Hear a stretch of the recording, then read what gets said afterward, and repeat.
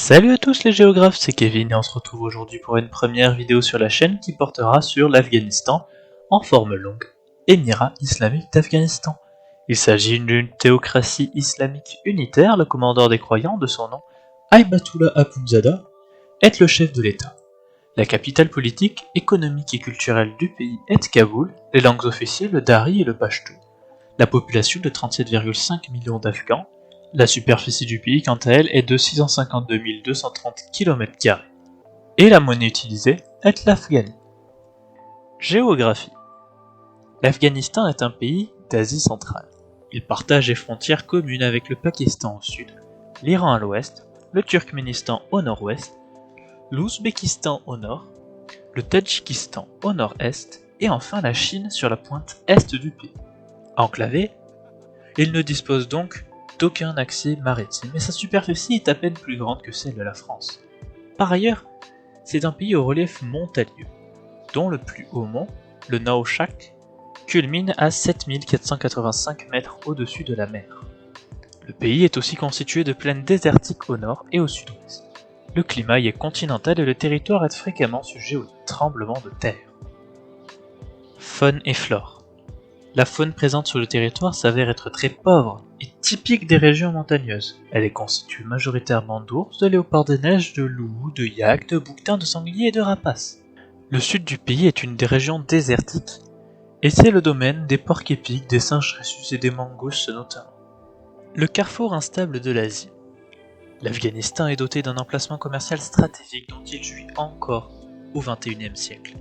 Dans l'Antiquité, après l'effondrement des royaumes grecs et un bref contrôle exercé par l'empereur Asoka de la dynastie des Maurya, les Yuezhi s'emparent du pays et fondent un grand empire, l'Empire Kushan, s'étendant de l'actuel Iran jusqu'en Inde. D'ailleurs, selon certains historiens, ce serait grâce à cet empire que le bouddhisme se serait étendu jusqu'en Chine, en Corée et au Japon par les voies commerciales et non les conquêtes militaires. Bien plus tard, au XIXe siècle, le peuple afghan fait face aux colons européens. Et si la résistance japonaise a marqué l'histoire, notamment par son incroyable vivacité, la résistance afghane est pour sa part bien moins connue. Et pourtant, avec le pays du soleil levant, l'Afghanistan est la seule nation asiatique à avoir résisté aux grandes puissances européennes. Et cette volonté d'indépendance et de résistance n'est pas endémique au XIXe siècle. En effet, de tout temps, qu'il s'agisse des Perses, des Indiens, des Britanniques ou encore des Russes, les défaites de ces grandes nations furent marquantes en terre afghane. De nos jours, l'histoire retient notamment la bataille de Gandamak en 1842, où les forces britanniques, pourtant plus nombreuses, furent totalement anéanties par les Afghans. Plus tard, durant la guerre froide, les États-Unis ont soutenu le Pakistan face à l'Inde, pays non aligné.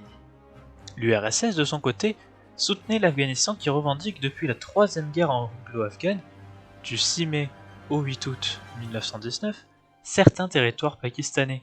Avec ces revendications, l'Afghanistan cherche en réalité à se désenclaver en obtenant un accès stratégique vers la mer d'Arabie.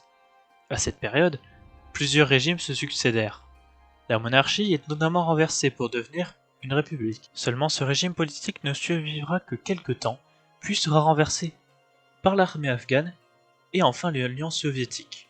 La première guerre d'Afghanistan sera déclenchée de 1979 à 1989, et les forces soviétiques, aux côtés des forces afghanes communistes, se battront contre les guerriers saints Moudjahidine, soutenus notamment par les États-Unis, le Royaume-Uni, la Chine ou encore l'Arabie Saoudite. Puis, de 1989 à 1992, eut lieu la Seconde Guerre d'Afghanistan. Celle-ci aura lieu après le retrait de l'URSS. Les troupes communistes afghanes furent donc laissées seules pour faire face à leurs assaillants et seront très rapidement dépassées. En 1992, le régime de Najibullah tomba et l'Alliance du Nord arriva au pouvoir, mais celle-ci doit faire face à une très grande instabilité du pays. En 1997, les talibans prennent le contrôle du pays, à l'exception d'une seule région au nord-est où s'est installée l'Alliance du Nord. Après quelques années de guerre, les talibans instaurent une paix relative et tentent de faire de l'Afghanistan, je cite, le plus pur État islamique du monde. En 2001, Après l'assassinat du chef de l'Alliance du Nord et les attentats du 11 septembre 2 jours après, les États-Unis, appuyés des forces de l'OTAN, déclenchent la troisième guerre d'Afghanistan.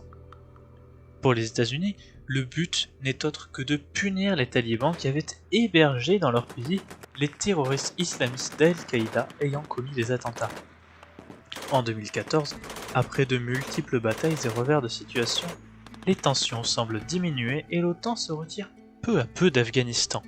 Le dernier pas est réalisé par l'ex-président américain Donald Trump, qui décida en 2018 de retirer l'ensemble de ses troupes du pays après un engagement très coûteux de 1000 milliards de dollars, 2400 morts et 20 400 blessés parmi les soldats américains. Une décision que son successeur, Joe Biden, honora jusqu'au retrait du dernier avion américain le 30 août dernier. A l'instar du Vietnam en 1975, le retrait américain sera un échec monumental, et les talibans qui attendaient patiemment le retrait des troupes ont ainsi récupéré leur emprise sur le pays. Aujourd'hui, ils contrôlent la majorité de l'Afghanistan, alors que toutes les forces d'intervention étrangères venues notamment d'Amérique et d'Europe ont quitté les terres afghanes. À la suite de cette prise de pouvoir, des centaines de milliers d'Afghans fuient vers les pays étrangers, leur pays, malgré le fait qu'ils aient soutenu par le passé les talibans afin de lutter notamment contre une occupation très cruelle des forces de l'OTAN.